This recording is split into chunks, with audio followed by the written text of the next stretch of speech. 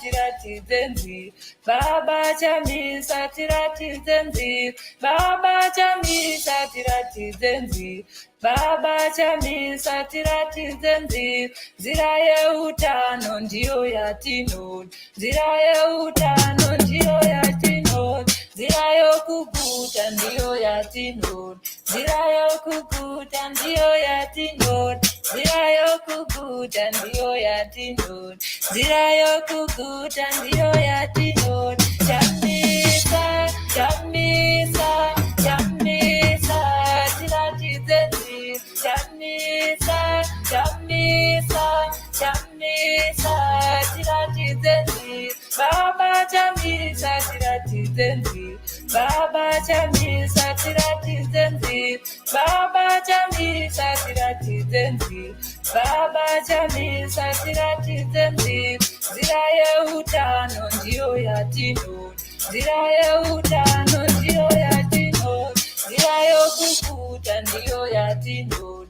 Nzira yokuguta ndiyo yatinoda. Nzira yokuguta ndiyo yatinoda. Nzira yokuguta ndiyo yatinoda. Chamisa, chamisa, chamisa, tiratidze nzira. Chamisa, chamisa, chamisa, tiratidze nzira.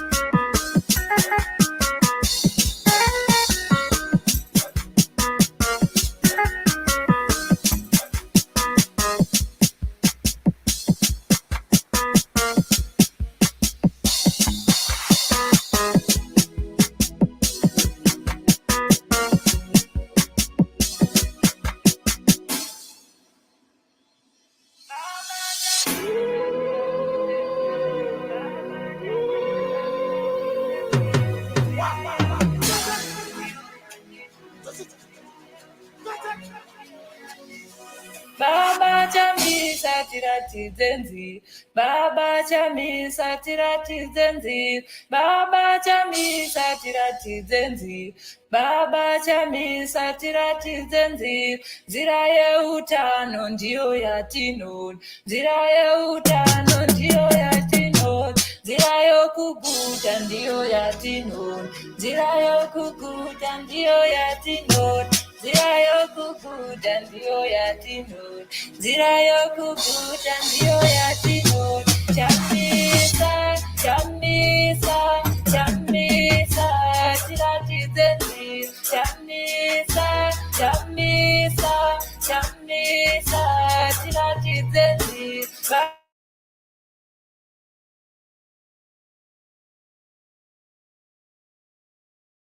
Letter from America for April 28. Today's topic is expose all the councillors who prioritize the lavish spending on gifts and unproductive trips instead of repairing the dilapidated service trucks and infrastructure. The newly re-elected CCC councillors in Harare hit the ground running recently.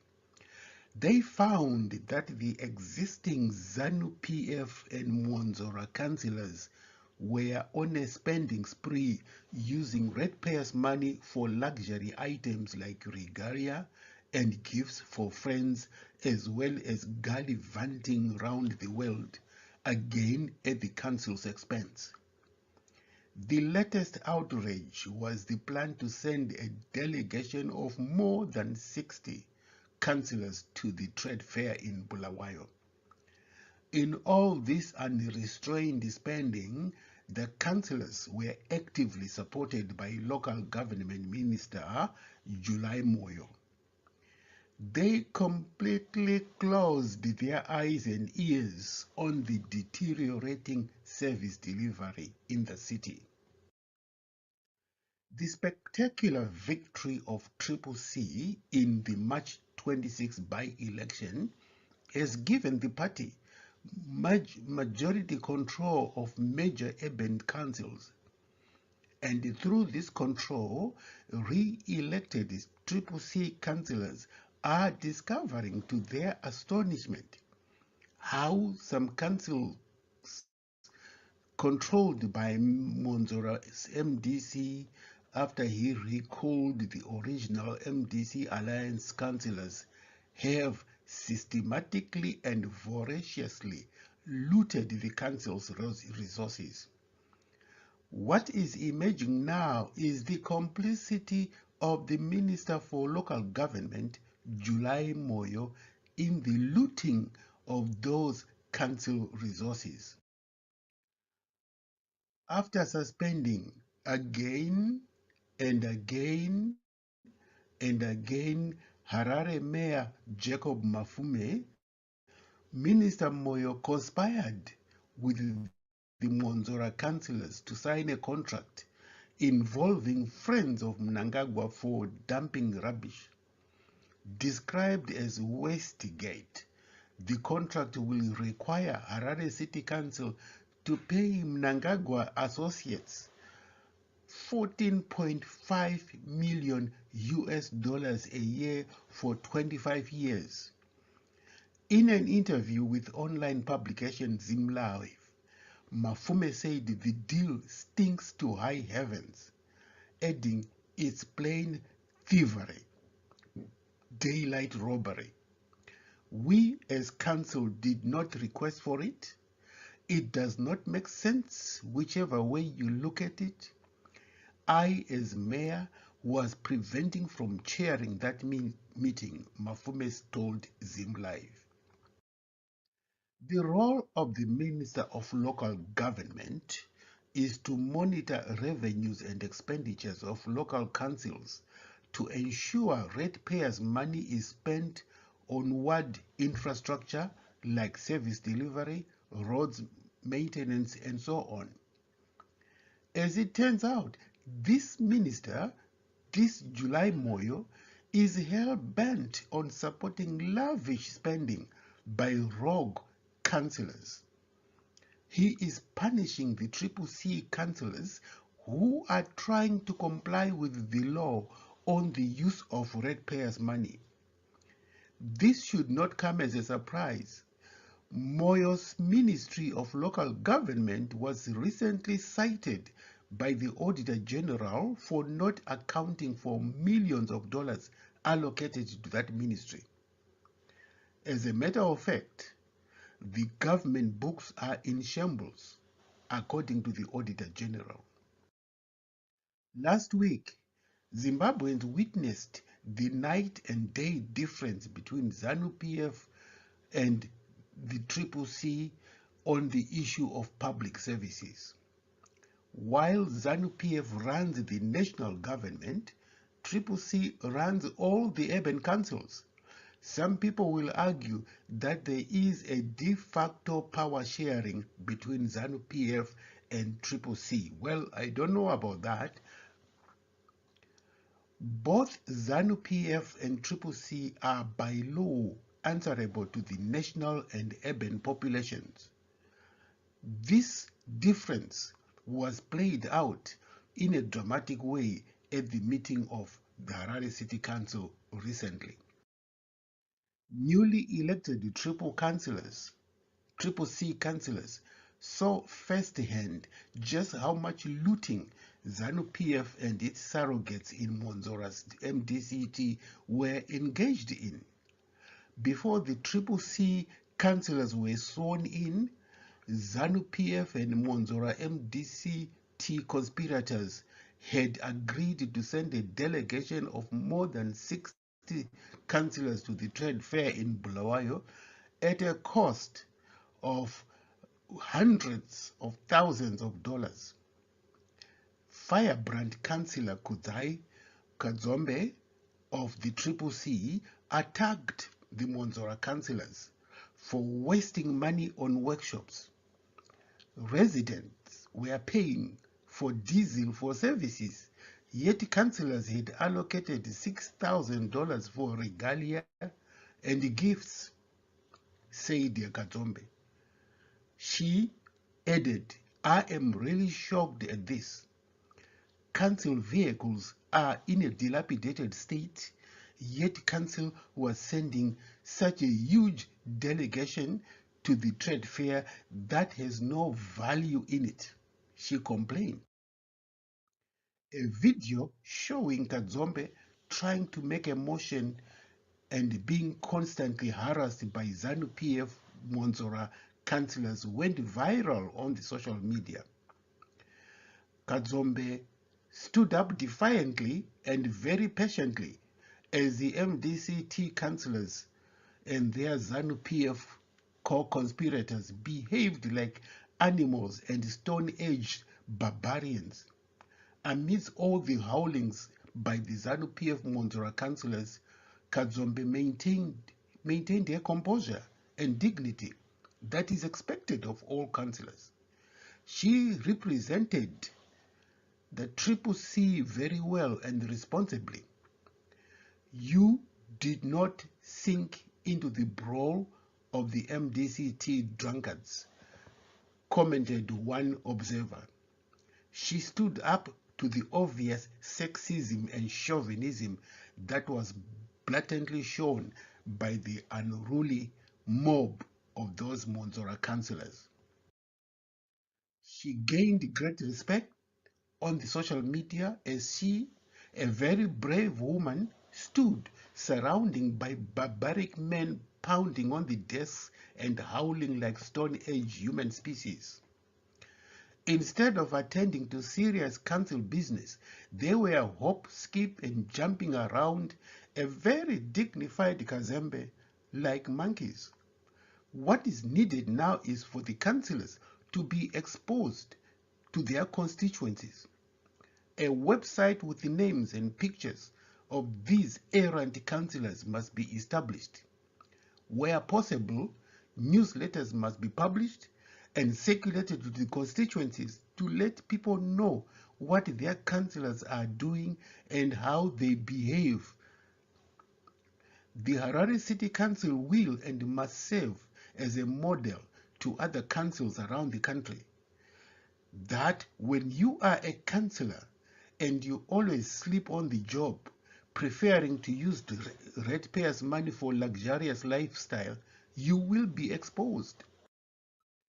The former Labour Minister, Kumpirai Kangai, spelled out the democratic centrism to mean ZANU-PF would allow free and fair and internationally run elections only for the first elections conducted in 1980. Once ZANU won those elections, the party would implement the strategy of what he called democratic centrism. This meant that the door would be closed indefinitely to any free and fair elections in future. In 2008 elections, ZANU-PF lost both the presidential and parliamentary elections to MDC, which was led by Morgan Tsvangirai. But the late Robert Mugabe refused to step down. Mugabe emphatically stated that ZANU-PF had, in his own words, liberated this country through the barrel of a gun and could not be replaced by the ballot. He publicly and loudly, angrily stated that he had instructed the ZANU-PF cadres never ever to allow ZANU-PF to be defeated. Mugabe's position was echoed by Emerson Mnangagwa last year.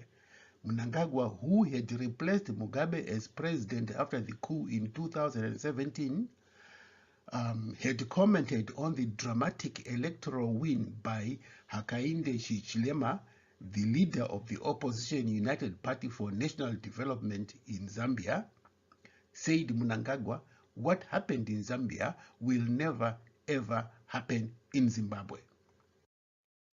The biggest challenge for the opposition party in 2023 elections is, will Mnangagwa and ZANU-PF accept defeat if the party loses?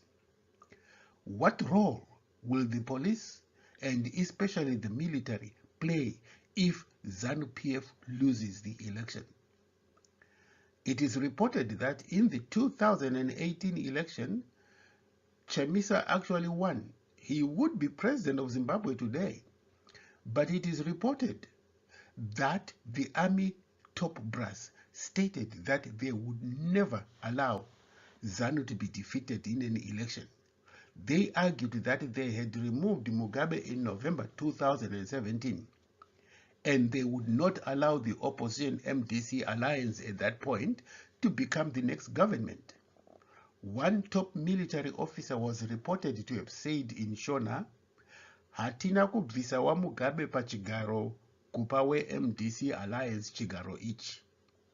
We did not remove Mugabe from power to make way for the opposition MDC alliance. But why should this possibility of a defeat in 2023 be any different for Mnangagwa and ZANU-PF? After all, it is a well-known fact that ZANU-PF has never won elections since 2000. It is also equally a well-known and well-documented fact that ZANU-PF has had to rig every election to stay in power. There are several reasons why ZANU-PF is this time scared stiff that it might not be able to effectively rig votes or use violence to stay in power, even when it loses. Besides the CCC, there are many political parties in Zimbabwe, including Douglas Monzora's MDC Alliance, Love Maduku's NCA. But ZANU-PF does not bother or harass all those parties for the simple reason they know they have no chance in hell of winning any election. The elephant in the room in opposition politics is CCC. This party lives rent-free in the minds and conversations among ZANU-PF top brass. For the first time since independence, there is a real chance, a real possibility that ZANU-PF will again be defeated in 2023 election. Even ZANU-PF knows it. This is why ZANU-PF is involved in all kinds of maneuvers to discredit CCC. If Mnangagwa and ZANU-PF were confident of victory in 2023, they would not bother. They would not worry themselves with CCC. Despite having been recently born this year, as a matter of fact, CCC is the successor to the original MDC led by Tsvangirai and has been effective in raising public awareness of the rampant corruption by ZANU-PF. Zimbabweans are consciously aware that they live in abject poverty and are ruled by one party since independence. They make the obvious, Zimbabweans that is, they make the obvious conclusion that ZANU-PF has been a pathetic failure to achieving for Zimbabwe the ideals and promises of independence. Election year after election year, ZANU-PF makes grand promises about improving people's lives. But the Zimbabweans see nothing on the ground. What they see year after year is the growing opulence of the top ZANU-PF officials. And Zimbabweans are asking the question, how come they are so rich and we are so poor? There is the rising awareness among the population that ZANU-PF is corrupt and is looting the state resources, especially money, with such impunity and to the extent that has never been witnessed before. Perhaps a better way of putting this is that, whereas in the past ZANU-PF has been looting behind doors and in the shadows, this time there is widespread information thanks to the social media that is revealing information never heard before by the public. In addition, ZANU is flaunting its stolen wealth with huge mansions, flashy and very expensive cars and other properties. While government is discouraging the use of foreign currency like the US dollar, ZANU-PF is transacting in US dollars. Some top ZANU-PF officials have families and homes outside Zimbabwe. They are paid in foreign currency, something that is being denied ordinary Zimbabweans who are force-fed on the depreciating Zimbabwe dollar. Zimbabwe's Chief Justice does not live in Zimbabwe. He lives in South Africa and flies into the country regularly at the expense of the taxpayers. The question is, at what point will Zimbabweans stage a massive uprising against ZANU-PF? What event or events will trigger such an uprising? There are many events that could have triggered a national insurrection, but Zimbabweans did not.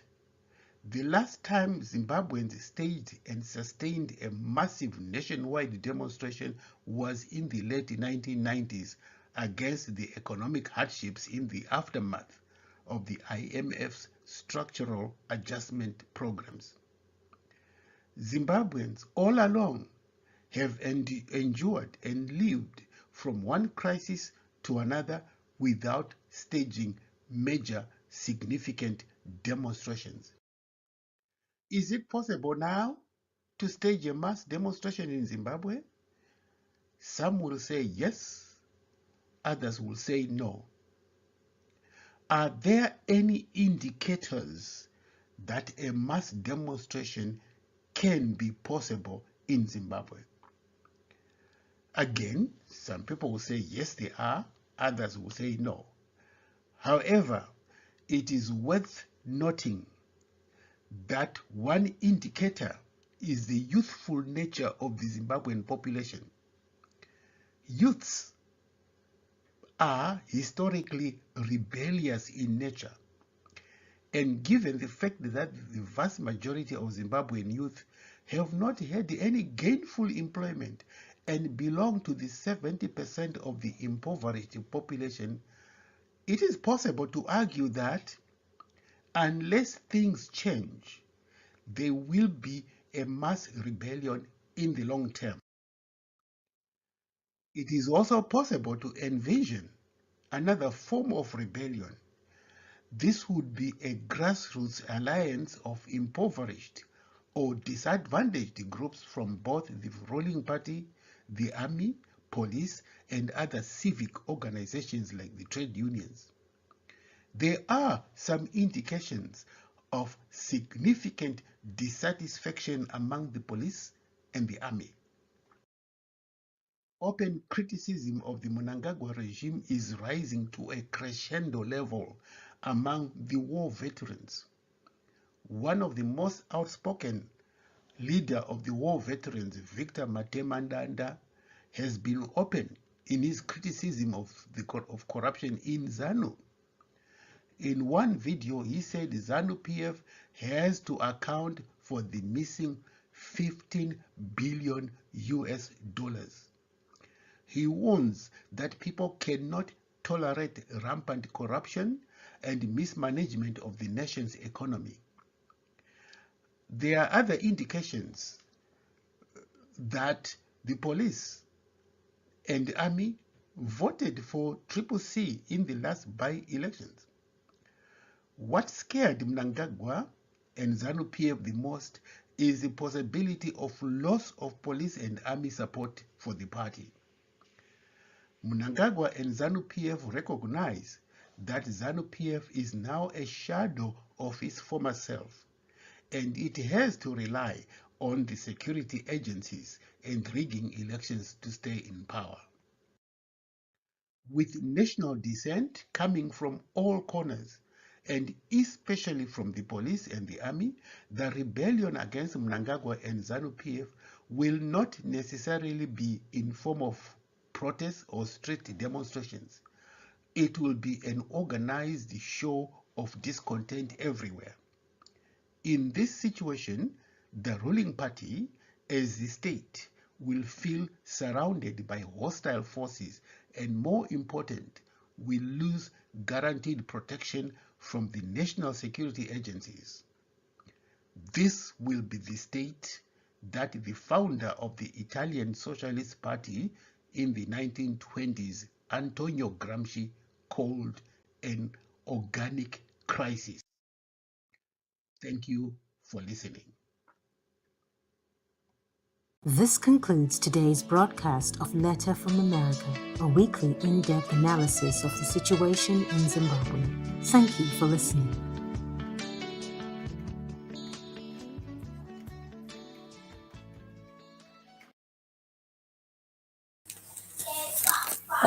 Blessed day to you all, Change Radio and ZimEye viewers and listeners. Thank you for tuning in to this episode of Letter from America. The topic of today's episode was Expose All the Corrupt Councilors. In conclusion to today's episode, we would just like to quickly and briefly take you through updates on current issues that concern Zimbabweans. The first news story that we would like to present is on Operation Dudula. As you know, in South Africa, Operation Dudula has declared war against foreigners,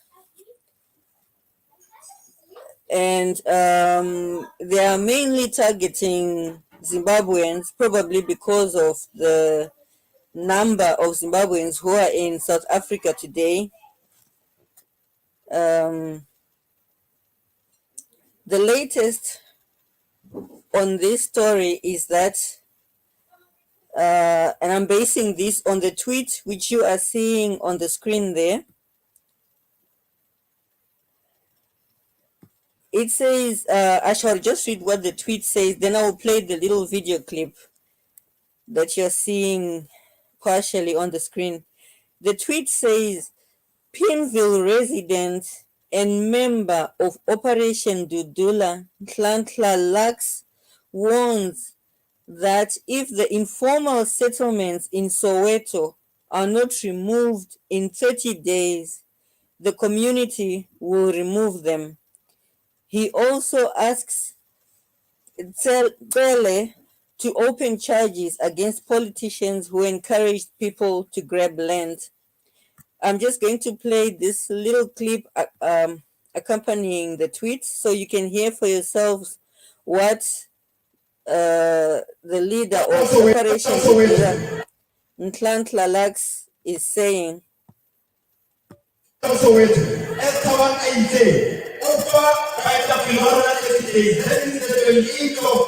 next month, it will be a Saturday.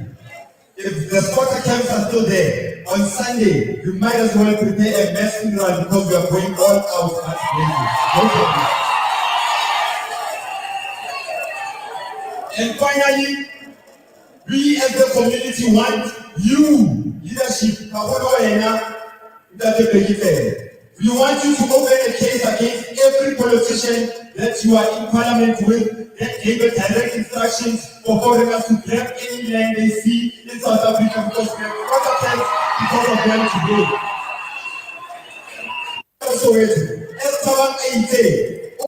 There you have it. That was Nhlanhla Lux, the leader of Operation Dudula, speaking. And if you heard what he was saying, he is informing the officials, the authorities in South Africa, that Operation Dudula is giving them 30 days to remove the squatter camps that are situated near Soweto. And he's issuing a threat that if after 30 days those camps are still there, Operation Dudula is going to, there will be ramifications to follow. And if you heard, he said um, the last day, the deadline is on a Saturday, the end of the month. And if those quarter camps are still there by Saturday, then the officials had better arrange a mass funeral for Sunday. So a very clear threat from my interpretation that if those quarter camps are not cleared by the end of the month, Operation Dudula is going to pretty much attack the people occupying those quarter camps.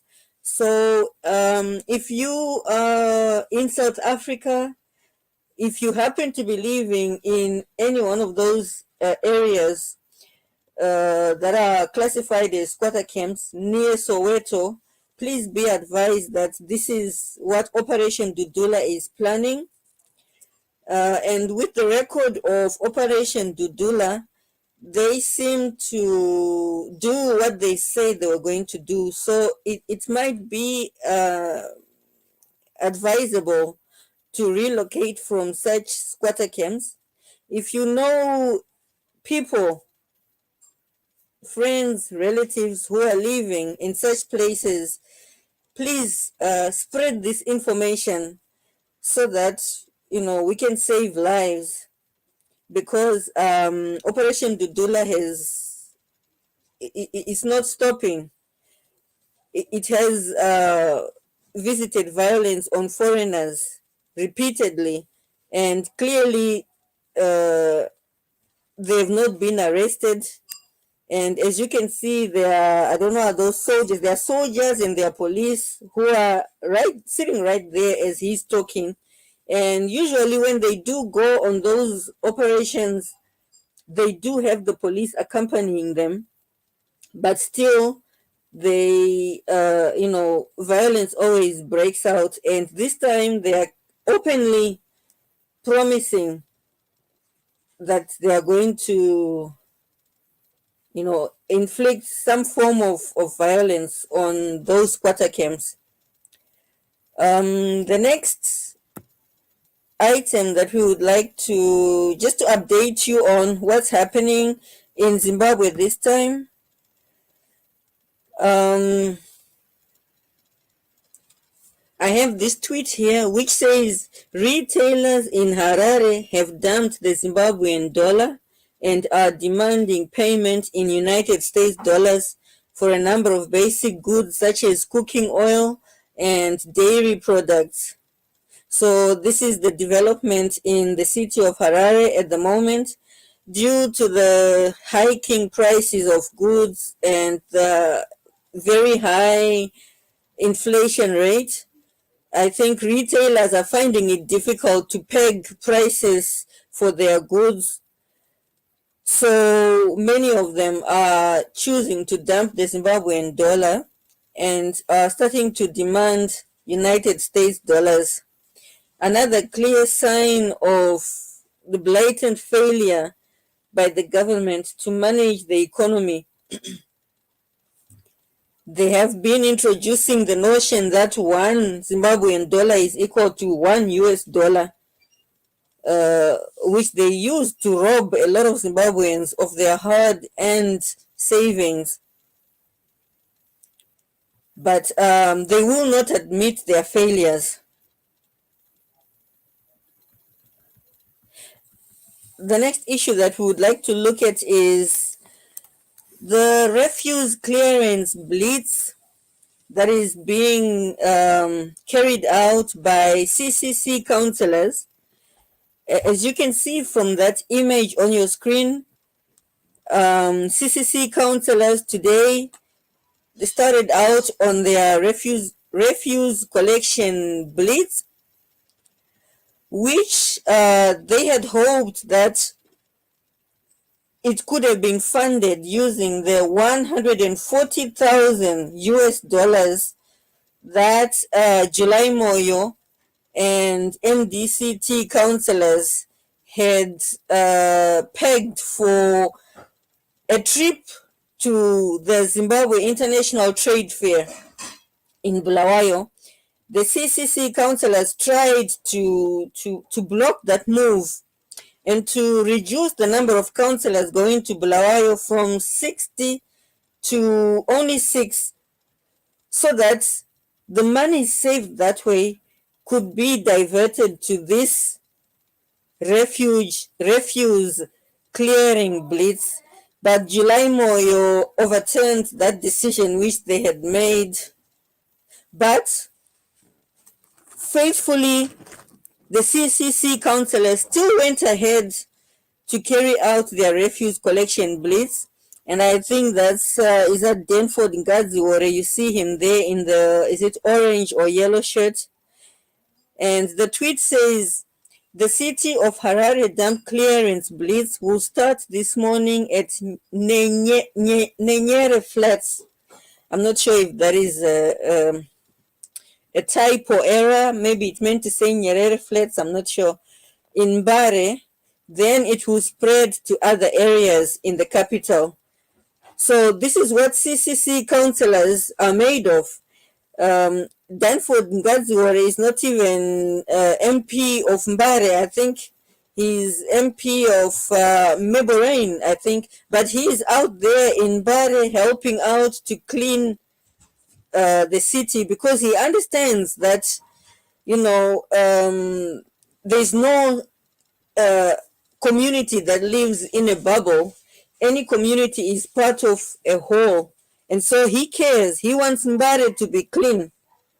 He wants the whole of Zimbabwe to be clean. So these are the things to keep in mind when it's time to vote.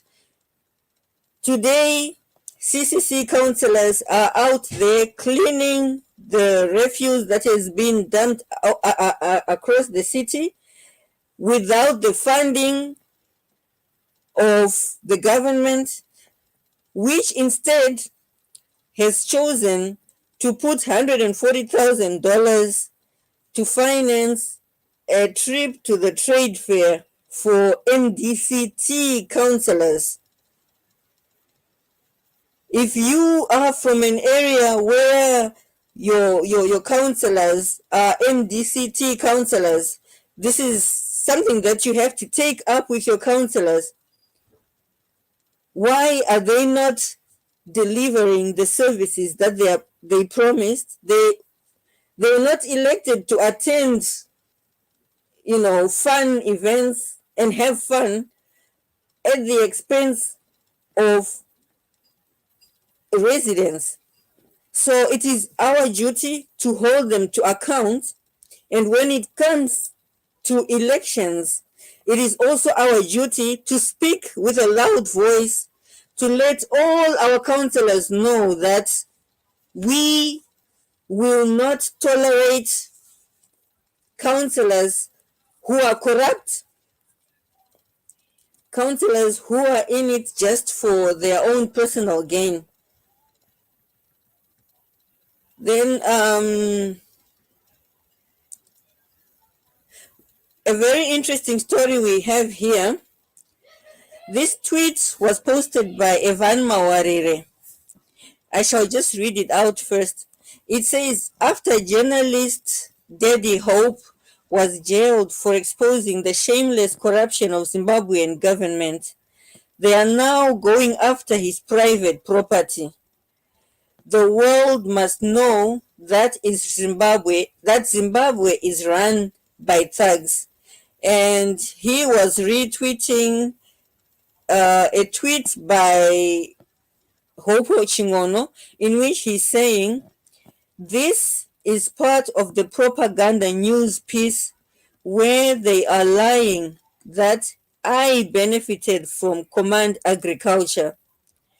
It is embarrassing that a government would lie that it gave something it never did. Terrorizing my workers and relatives at the village is the lowest of the low. So the story behind, let's listen to this clip first before we go into the story.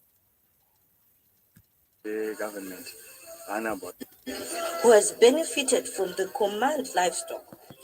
So Mr. Wapuchi when was Tanga project, online is something like but through the assistant government, and about 3 hectares, and we appeal for more.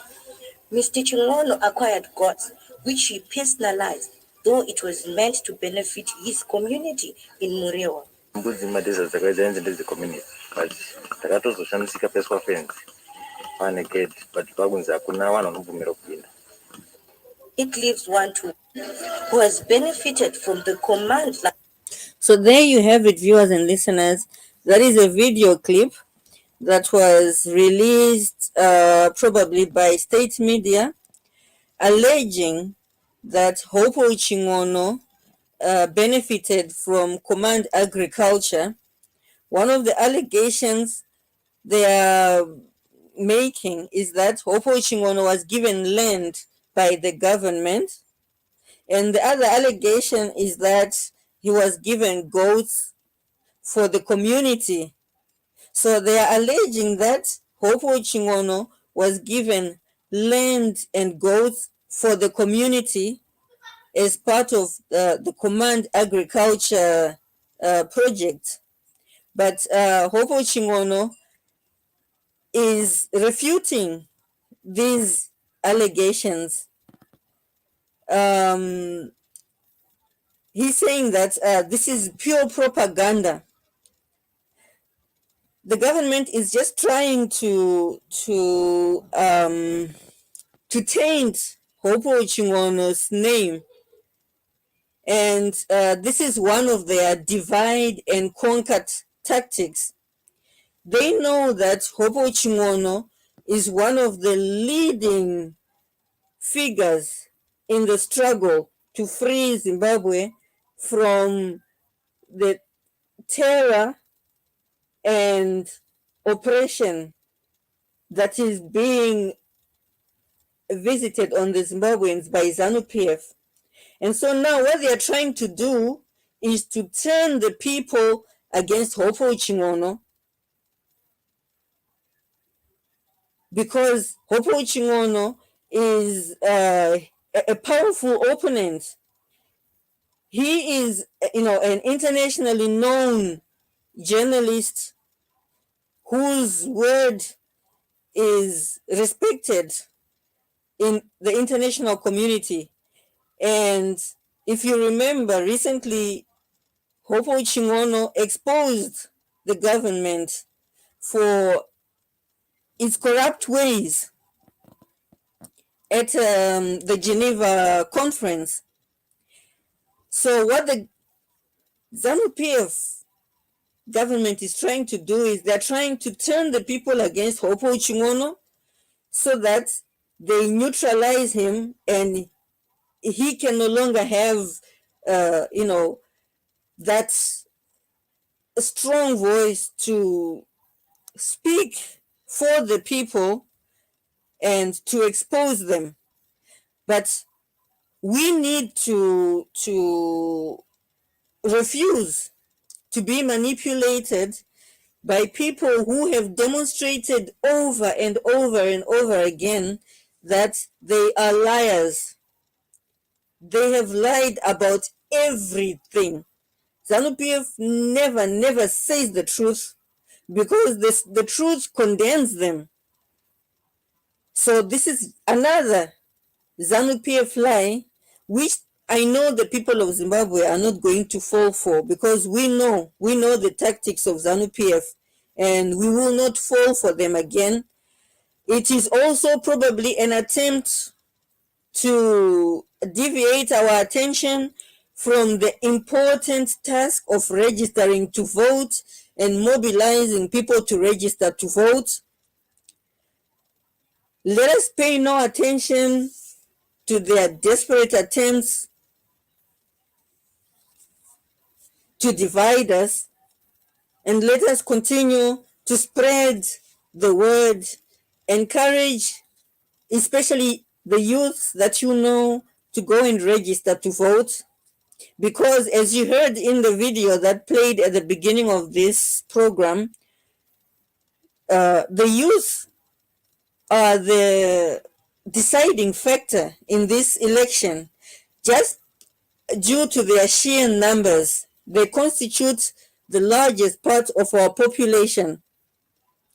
And so if we can mobilize the youth and get them to register and also get them to vote and then to stand and defend their vote, that will greatly impact on our chances at removing this monstrous party that is like a cancer eating into our country.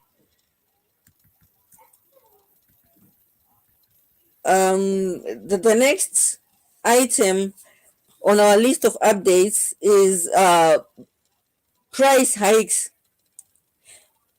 The tweet says, with inflation currently at over 80%, prices have been rising. As a result, supermarkets are now forced to frequently adjust their pricing in the local currency. Last week, the price of bread rose by more than 30% following an increase in the price of flour.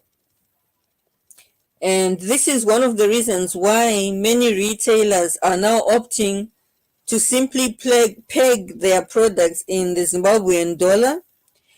And some of them have started refusing to, in the United States dollar, and some of them have started refusing to accept Zimbabwean dollars because the prices keep rising and inflation keeps going up. So if you sell something at $50 Zimbabwean dollars right now, and you get 50 Zimbabwean dollars, then in a matter of hours, the same thing can be pegged at a higher price, say 60 Zimbabwean dollars. So that $50 you got earlier on is now less the price of the bread. So you lose every hour when you peg your products at using the Zimbabwean dollar. So this is forcing retailers to peg their products and to demand the US dollar in return for their products. But unfortunately and sadly, most Zimbabweans are earning Zimbabwean dollars. They don't have access to Forex. The only people who have easy access to Forex are the elite, the ruling elite, the ZANU-PF officials. They're the ones who have access to US dollars. So again, they are depriving our people of very basic rights and reserving them for themselves. They're the only ones, therefore, who can be able to buy all these things because they're the only ones who have access to to United States dollars. And this is why we simply have to do everything in our power. We have to do whatever it takes to register to vote, as the message you see on the screen there. It is of paramount importance that 2023 we ensure that we go out in our numbers, we vote, and we stay to defend the vote. And it's not enough to do that. Ultimately, we have to make sure that 2023 we remove ZANU-PF. That is the goal. The goal is not to register to vote. The goal is not to vote. The goal is not to defend the vote. When we have registered to vote, we have to know the struggle still continues. When we have voted, we have to know the struggle still continues. When we are defending our vote, and when we have defended our vote, we have to know the struggle still continues if ZANU-PF has not yet been removed. The struggle only ends and then we rest when ZANU-PF has been removed from power. It's not enough to do something just as a formality, yekuti taita. then later tozocomplaina kuti kuvhota hakubatsire. No, kuvhota kuchabatsira if we make sure kuti our voting counts.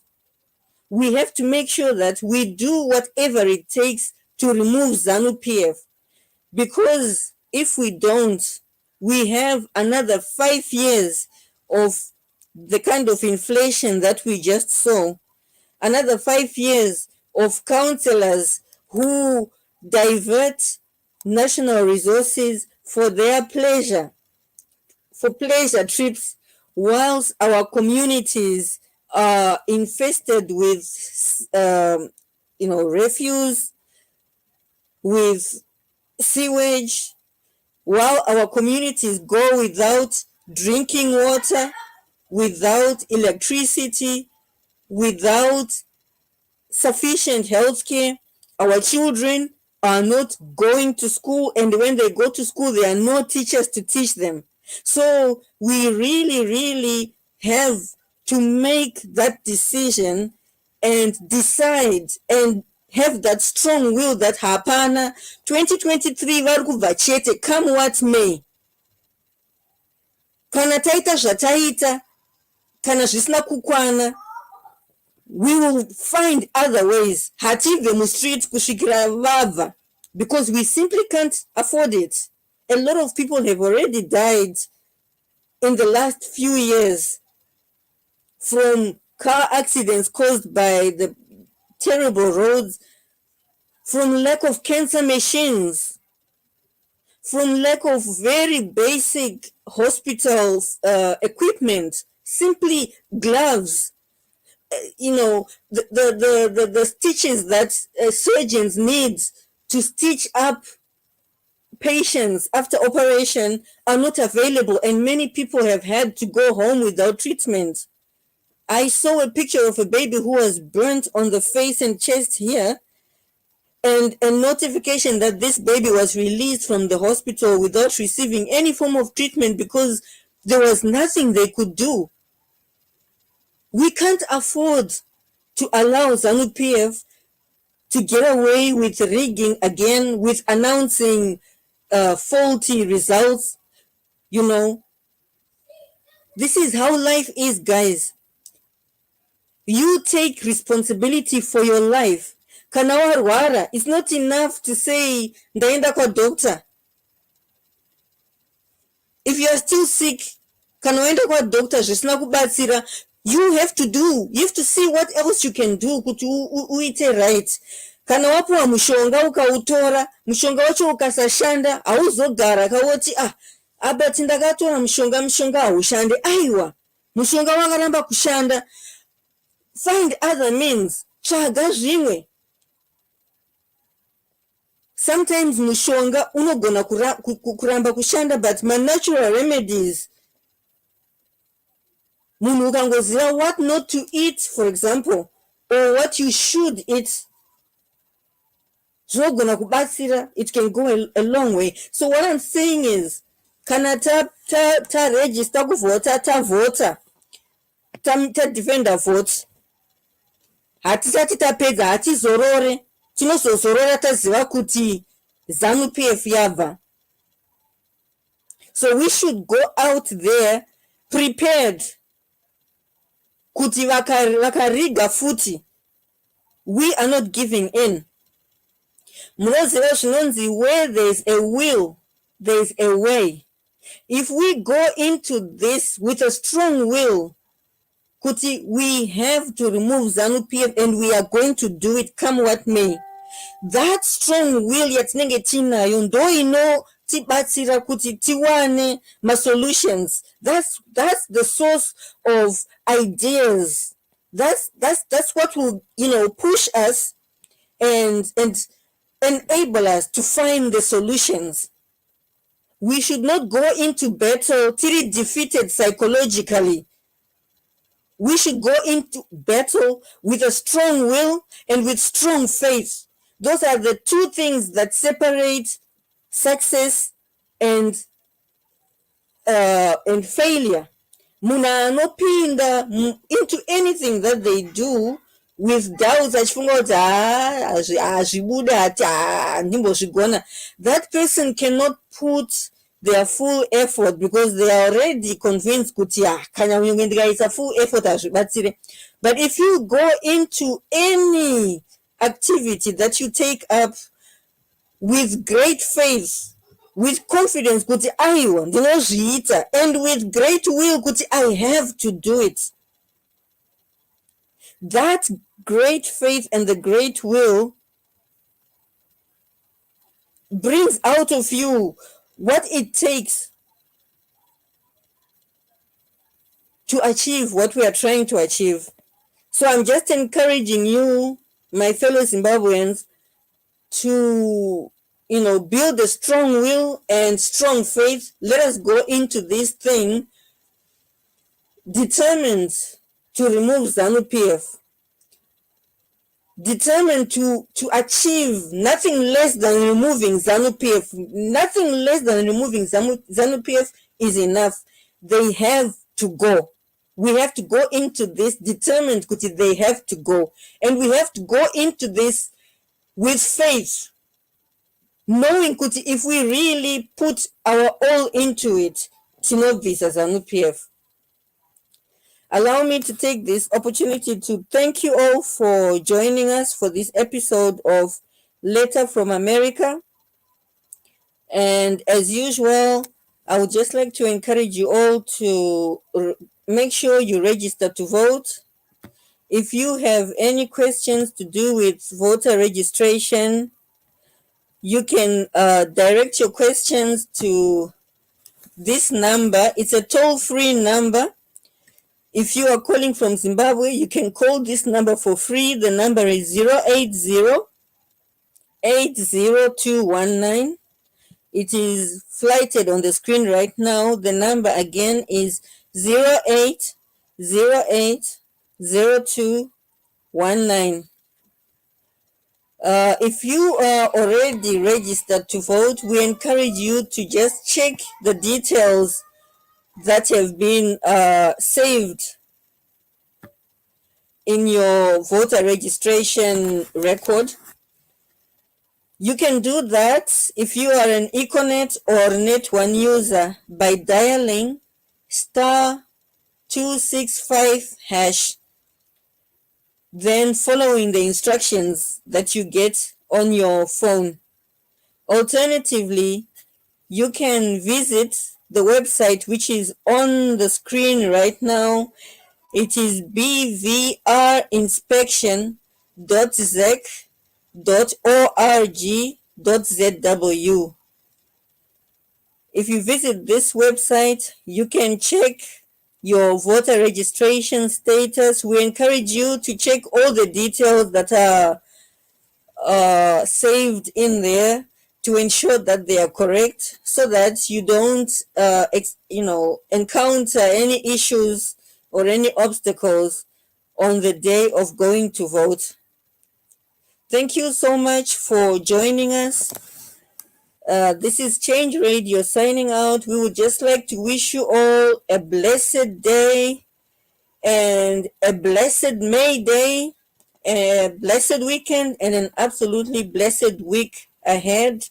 Hope to see you again next week at 6:30 for our next episode of Letter from America, which is brought to you by Change Radio, written and produced by Dr. Stanley Mukasa, a Zimbabwean who is located in the United States of America. Once again, thank you. We shall just leave you listening to or watching a song. This one.